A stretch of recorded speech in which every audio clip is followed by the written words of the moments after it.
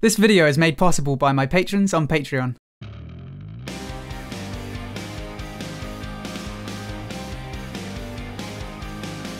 Hello everyone, my name is Ziamaro and welcome to Battlerite Sage. Tomorrow is patch day, but we've already been given a preview of what's to come. Unfortunately, I don't have proper footage of the new patch, but I'll do my best to illustrate what I can. However, what I can tell you is that the servers will go down tomorrow at 9 AM Central European time, and after an estimated 3 hours of downtime, we'll be live. I'm actually not going to do a proper video tomorrow because I'll be streaming for most of the day, so feel free to tune in. So, first things first, the new season is here! The patch goes live tomorrow, and the new season will start then as well. There's no confirmed end date to the season just yet, but we've been told that each season will last an average of 10 weeks. So based on that, this season will end sometime in the middle of May. With the new season comes a host of new features. We now have a little more detail on what those new features are as well. So let's start with the new reward system called Sponsors. The sponsor system replaces the current weekly quests, and it adds a new layer to your daily activities.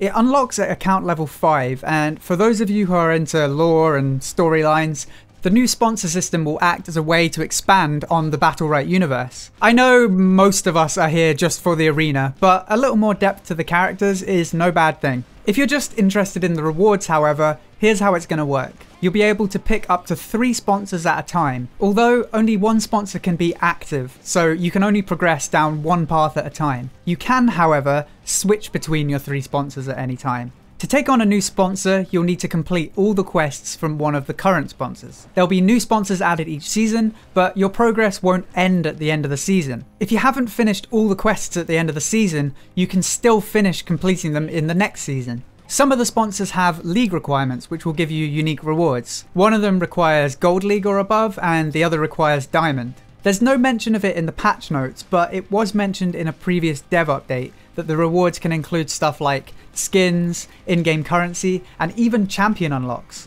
The system will essentially act like a more advanced and in-depth version of the weekly quests we have now. But with the new system, there's more of an incentive to play every day and just keep playing throughout the season. So, the next feature that goes live tomorrow is leaderboards. There will now be an in-game leaderboard that will show the top 200 players or teams in each region. There will be 5 regions: Europe, North America, South America, Asia, and Oceania. The region you're placed into will be based on the servers you play on most frequently. So it doesn't matter where you live. If you play on the European servers, you'll be in the European leaderboards. There will be separate solo queue, 2v2 and 3v3 leaderboards. And to keep things consistent, you'll no longer be able to change your team name whenever you like.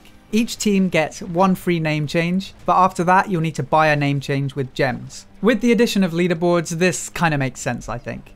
Next up, we have the much anticipated pre-game lobby. If you haven't heard about it yet, it's basically Battlerite's version of draft mode. There are no champion bans, but each player takes it in turn to lock in their champion. The first player from each team locks in their champion, and then they're revealed simultaneously. The second player from each team then does the same, and finally the third player will do the same thing. You'll still queue up with your desired champion, presumably to match people into workable team comps. But now you can actually change your selection once you reach the lobby. This is going to be a huge change to the way that Battlerite is played. There's no reason to be stuck with a 3 DPS comp anymore. You only need to play triple ranged or triple melee if you want to, and you can adapt your picks based on both your team and any of the enemy picks that have been locked in. You'll also be able to downvote 3 maps. It's now been confirmed that you'll select your downvotes in the menus before queuing. The pre-game lobby only exists in ranked mode, but the map downvotes will apply everywhere. If you're someone who needs some help deciding what to downvote,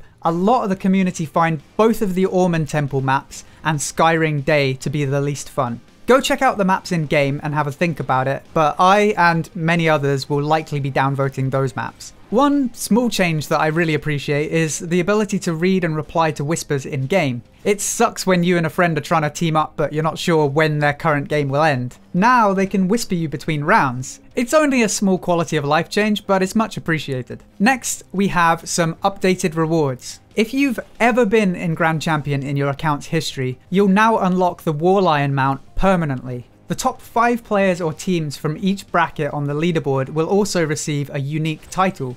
And for the rest of us, we'll be able to show off our current rank by enabling the brand new League avatar frames. These frames will go around your avatar so people can instantly see what rank you are without having to look at your profile. You can disable it if you like, but I imagine a lot of people are going to enjoy this feature. So here's how Season 1's placements will work. If you've played a lot of games in the preseason, your skill level is already somewhat calibrated. For those of us who've been pretty active in the preseason, you'll only need to do 5 placement matches. For those of you who have not played much in the preseason or you're playing for the first time, you'll do 10 placement matches to get your initial rank. There are actually a bunch of changes to the way that you rank up as well. You'll no longer be able to see the ranks of your team or opponents before or during the match. From now on, you'll only be able to see the ranks at the end of the game. Stunlock have said this is to combat toxicity in ranked. Personally, I think it's good practice to play as if your opponents are as good or better than you anyway. And as for your teammates' ranks, I don't think there's any useful information to come from knowing each other's ranks anyway. There's also a change to the way that you get points after each match. They've added a new low quality match feature. What this means is that if there's a large rank disparity in the game, the match will be classed as low quality. The winners will gain less and the losers will lose less. This is to prevent moderately high level teams farming platinum teams at off-peak times. It also means that if you get put in a really unfair game in solo queue, you won't lose as many points.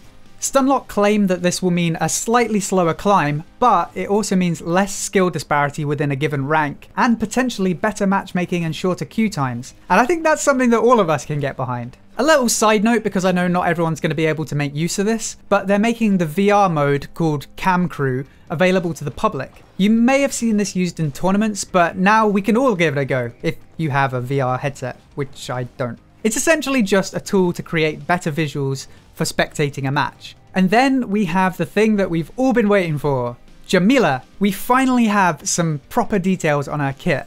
And oh boy, does she look fun to play. I'll leave a link to the full patch notes so you can look for yourself, but I'll give you a quick rundown of what she can do. Her mouse 1 performs a triple stab followed by a heavy strike. If you manage to get the full 4 hits in, it does 34 damage. Her mouse 2 is a shuriken that bounces between enemies. It's actually not unlike Paloma's wolf, but it also inflicts snare on each enemy hit. There's even a Battlerite that makes the shuriken heal you based on the number of enemies hit. Her space ability is a dash. It sounds like you charge it up, kinda like Destiny's right click, and the more you charge it up, the more damage it does. If you dash into a wall, it triggers a wall jump that incapacitates any enemies hit. So there's another reason not to stand next to walls, as if there weren't already so many reasons not to stand next to a wall. Her Q is a counter. If someone hits the counter, you become immaterial, invisible, and your next left click does more damage and inflicts a debuff called Phantom Cut. Phantom Cut is a debuff that deals 22 damage after a 2-second delay. It sounds like an incredibly powerful counter, so word of warning guys, do not hit the counter. Oh, she also moves 35% faster after the counter hit, so yeah, definitely do not hit it. Her E ability is called Hookshot. It works a little bit like Shifu's Javelin, but it pulls both you and your enemy together. It only does a small amount of damage, but it can also be used to hook a wall, but apparently it's not an iframe. Her R ability performs a double slash which deals 22 damage, it heals Jamila for 22 health, and it inflicts a stun. I don't know what the cooldown is on it, but there's a Battlerite that increases the stun duration and reduces the cooldown. I'll have to check her out in game, but that sounds like a pretty good deal. Her ultimate ability summons a phantom that dashes forward and stops at the first enemy hit, and it performs a kind of blade flurry. The dash does 18 damage, and each of the 3 slashes in the blade flurry does a further 18 damage each. That's 72 damage in total, but it sounds relatively easy to mitigate at least some of that damage. If you do get caught in the full thing though, ouch. Her EX and R abilities sound incredibly strong though, so I know it's a little bit early to say, but I wouldn't be surprised if she's a bit like Shifu, where you kind of spam your other energy abilities rather than using the ultimate. Her EX Mouse 2 throws a knife that deals a small amount of damage, inflicts weaken, and then bounces to an ally, healing them for 16 health. If there's no ally nearby, it returns to you. It doesn't specify whether or not it heals you when it returns, but in the clip it looks like it does. Weaken and self-healing? I mean, that sounds pretty damn good. Her EX space dashes forward and then back to her original position. It deals 12 damage and a fading snare on the way out, and inflicts incapacitate on the way back. Again, you can perform a wall jump if you dash into a wall. Now, presumably, the EX version doesn't require you to charge it up, so I think it might come out a little bit faster than the regular version. We haven't seen how she plays out just yet, but just based on reading her abilities, Incapacitate and Weaken are two of the most powerful effects in the game, and she has access to both, plus a decent amount of damage and self-healing. While 72 damage on the ultimate sounds great, Incapacitate on EX Space, Weaken on EX Mouse 2, and a stun with a respectable amount of damage and healing on her R, her energy abilities sound very strong. Needless to say, I'll be figuring her kit out tomorrow and I'll give you a better rundown of what I think. But right now, she sounds like she'd maybe be a bit squishy when you don't play her right, but very hard to pin down in the hands of a good player. Finally, let's have a quick look at the champion updates. I'm not going to go into full detail on these like I normally would, because there's already so much to cover. Plus, I don't have in-game footage to illustrate, so I'll just give you some of the highlights. First up, there are some big changes to Ulda and Sirius. I already mentioned that they'd be good supports to learn if you're a DPS player, but with these changes, I think they're even more tempting choices. Ulda has had a bunch of changes to his Battlerite, but the biggest change is to his primary heal. It now only does 12 direct healing instead of 14, but it applies Rejuvenate, which heals an additional 6 health after a 3.5 second delay.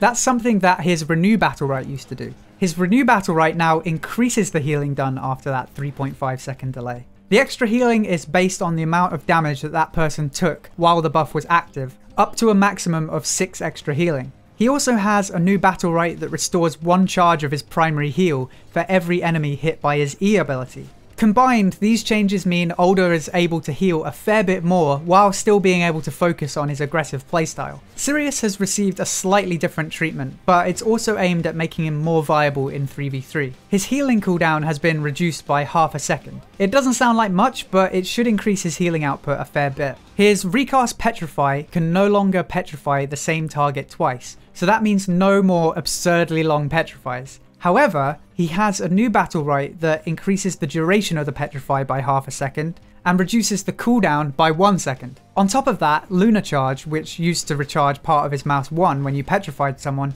has been replaced by a Battlerite called Moonlight. With this Battlerite, you'll get an extra healing charge when hitting your Petrify instead. His Charge Mouse 1 damage boost and Charge cooldown Battlerites have also been combined into one Battlerite. This will give him a little more choices in his builds. We'll have to see how this plays out, but it sounds like they've reworked him to be a little bit better in 3v3 without making him flat out broken in 2v2. Those two have probably received the largest changes, but other champions have received updates too. Here are some of the highlights. Esmo's Feedback Battlerite has been nerfed into the ground. Surprise, surprise. Some of Jade's commonly picked Battlerites like Gunslinger, Delight, and Concussion Bomb have been tuned down slightly, while some of her lesser used Battlerites have been buffed. Rook's rush cooldown reduction with endurance has been reduced, but his Raging Bull Battlerite now reduces the rush cooldown while in Berserk. Shifu's Swiftfoot haste duration has been reduced slightly, but just like Jade and some others, some of his lesser used Battlerites have had a slight buff to compensate. Rukan's Shadow Bolt damage has been increased across the board, plus he has some buffs to his Battlerites. And finally, Thorn has actually received more nerfs in this patch as well. There are a bunch more changes which you can check out in the full patch notes in the video description,